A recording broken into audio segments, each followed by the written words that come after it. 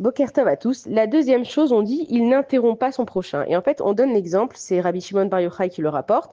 Et il dit que quand Aaron et Myriam, ils ont voulu couper la parole à Kadosh Baruch Hu, parce que Hachem, il leur a reproché qu'ils avaient fait du Lachon Hara sur Moshe Rabbeinu. Mais eux, ils voulaient expliquer à Kadosh Baruch Hu dans quelle intention ils avaient fait les choses. Bon, c'est à Kadosh Baruch Hu, évidemment, qui sait quelle intention ils ont. Mais même ça, ils ont dit, bon, attends, on va laisser Akadosh Baruch Hu nous dire ce qu'il a à dire. Et ensuite, nous, on pourra nous défendre. Et c'est ce que Akadosh Baruch Hu, il veut. Akadosh Baruch Hu, il n'a pas de problème que tu viennes et que tu lui dises ce que tu penses.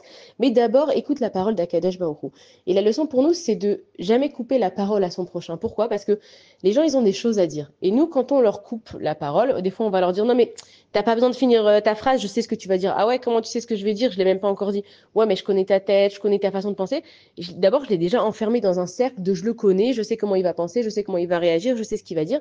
Et je donne pas la liberté à la personne en face de moi de s'exprimer. Et c'est tellement déjà difficile aujourd'hui d'avoir un avis. C'est tellement difficile d'exister. On est tellement jugé sur tout. On est jugé sur notre comportement, sur notre façon de s'habiller, l'endroit où on habite, là où on met nos enfants, sur l'éducation, sur... On est jugé sur tellement de choses que au moins laisser la parole à l'autre. Laisse-le dire ce qu'il a envie de dire, même il a tort, même si t'es pas d'accord avec lui, même s'il n'a pas évalué la situation, au moins laisse-le finir. Et ça permet à la personne en face d'exister.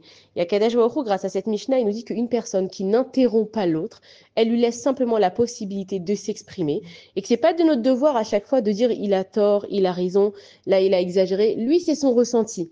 Laisse-le exprimer son ressenti. Et après, toi qui es intelligent parce que tu l'as laissé s'exprimer, tu vas comprendre comment lui répondre. Et en fait, quand on entend aussi les gens, on entend leur intonation, on voit leur gestuelle, comment ils parlent, on comprend leurs émotions. Donc des fois, tu comprends que la personne, elle a juste été blessée parce que hier, en fait, elle s'était fâchée avec sa femme, avec son mari. Donc tu vas comprendre que quand elle s'est fâchée avec toi, c'était pas vraiment avec toi, c'est juste qu'elle était très contrariée. Donc ça peut te faire changer complètement ta façon de parler sur la personne. Mais pour arriver à ce genre de compréhension intellectuelle, il faut déjà que tu laisses la personne en face de toi s'exprimer du début à la fin. Bonne journée à tous.